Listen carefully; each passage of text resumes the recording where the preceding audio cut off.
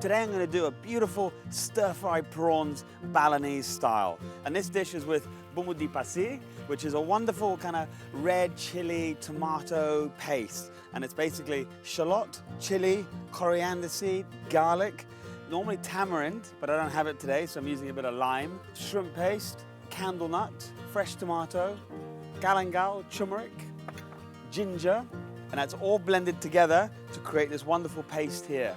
And then also what's really good with this dish is we serve it with a sambal matah. And that's again, a little bit of shrimp paste, chili, tomato, lemon, which is like a lemony lime, lemongrass, big chili, shallots, and it's all mixed together with hot oil seared all over it. And you can also use a little bit of coconut oil, and this is it here. Just one of my favorite sambals of Indonesian cuisine. And then, of course, we're going to cook out the curry paste, and that's with a little bit of prawns, and then we've got some tomato chopped up, and then we've got the lemongrass and the famous old salam leaf, which is a bit like a bay leaf if you can't find it, and also kaffir lime. Okay, so I'm going to add a little bit of oil. You also use coconut oil as well, which would be quite lovely, give it quite a nice aroma. And then we're going to add in our leaves. And I love cooking prawns with the shells on and even the heads on because it just gives so much more flavor into the dish. And if you live in Asia, what they love doing is sucking the head and all that juice comes out. Not my cup of tea really, but I'll stick with the shells. Okay, now we'll add in the paste, you can hear it sizzle.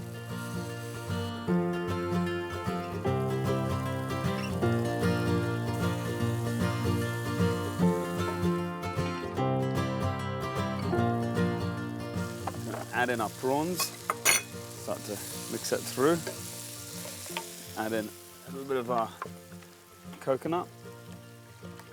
Okay, what's really important to also think about is when you're using coconut cream, you get various kinds. So the one I have here is actually quite a thick, so it's like a Cara cream. There's also other brands out there as well. So what I do is add a little bit of water. So it's 1 part coconut, 3 parts water.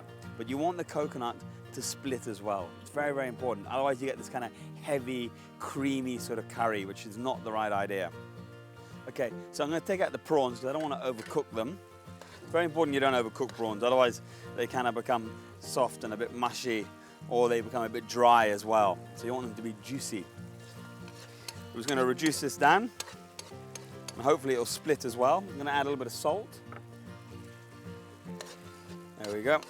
And then I'm going to squeeze a little bit of lime in here as well, because again, it should be tamarind, and the tamarind you'd add in when you're stir frying it out in the beginning. But since we don't have that, I'm just going to squeeze a little bit of lime in at the end. Okay, so it's very important with this dish that it's actually quite thick, because it's meant to be like a sambal, and sambals are not saucy, so it should be quite a dry curry. And that's why I'm reducing it down. So again, as we talked about splitting the coconut splits, oil splits, and so it has this nice sort of sambali sort of prawn flavor. Okay, so when you're starting to see these little bubbles and you're starting to see the oil come out, then you know that you're nearly there and the sambal is nearly ready. Okay, so I think we're nearly here. It's perfect. Absolutely perfect. Look at that on there, that dry sambal. Okay, so the finishing touches, as I always like to have, my secret weapon, the lemon basil. So I'm just going to pick a nice bunch of that. Put this here. There we go. And then I'm going to serve a little bit of sambal matah on the side. It's just going to put this thing onto another level. Put a little bit of lemon on there. And here we have our sambal udang goreng Balinese style. Oh, so juicy, the prawn, and succulent. I'm gonna give it another. This is good.